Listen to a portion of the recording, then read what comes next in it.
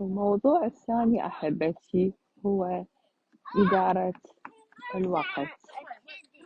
شلون ندير وقتنا؟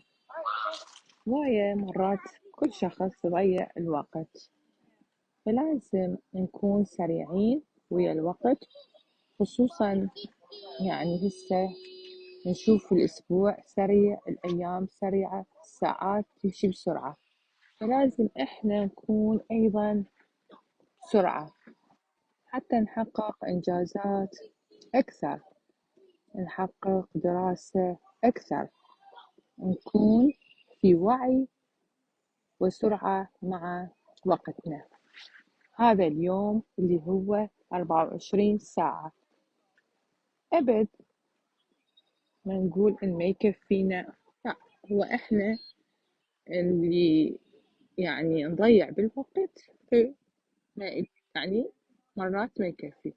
لكن إذا إحنا ويا الوقت ورتبنا كل الأمور ويا الوقت، هنحصل على إنجازات أكثر. فمن نبدي يومنا من 5 صباحا، نبدأ بالصلاة والقرآن. أول ساعة هيكون أول يومنا خفيف، من نبدي بالقرآن والصلاة، وراح نبدي نرتب ساعاتنا، الأهم الأكثر أهمية، وبعدين الوسط، وبعدين اللي أقل أهمية. فهنا حنكون رتبنا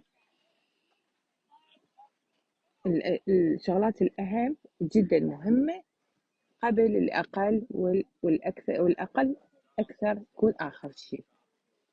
فهذا جدا جدا مهم حتى نقدر نستفاد من وقتنا أكثر ونسوي إنجازات أكثر في العلم، في القراءة، في الدراسة. فأحبتي كونوا في وعي أن ما نضيع الوقت، كل هذا وقت.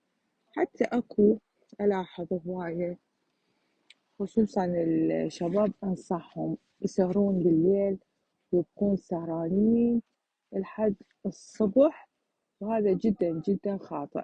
هم مضيعين وقتهم، خصوصا إذا هذا الوقت هم ما مستفادين منه، لا بدراسة، لا بالصلاة، لا بعلم، لا بأي شيء، فقط مضيعينه على ألعاب، لو على تلفزيون، على موبايل ألعاب.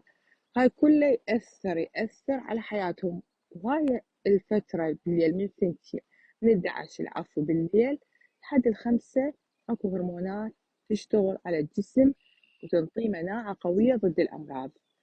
جسده حيتأذى هذا الوقت اللي هو قاعد، اللي هو لازم يكون بيه نايم ومرتاح، حتى جسده والأجهزة اللي موجودة والنظام الموجود داخل أجسادنا يبدي يشتغل. هذا عمله حيكون من هذا الوقت من 11 إلى 5، تكون أنت نايم مرتاح، حتى يبدي يعمل على جسدك وينظم ويرتب ويكافح الأمراض. فلهذا يكون صحتهم غير جيدة، يسهرون ويظهر عليهم التعب، وأيضا يظهر عليهم الكآبة والضوجة، ما يعرفون شو يريدون. هناك أكو هرمون السعادة أيضا اللي يعمل بهذا الوقت. فلهذا لازم تنامون بوقت محدد 11، تقعدون بوقت 5، وهذا أحسن وقت لجسدنا كصحة. بالنسبة ترتيب الوقت، الباقي حيترتب الأكثر أهمية والوسط والأقل أهمية. أحبتي استفادوا من يومكم وسووا إنجازات، اليوم يروح ما يرجع. شكرا أحبتي.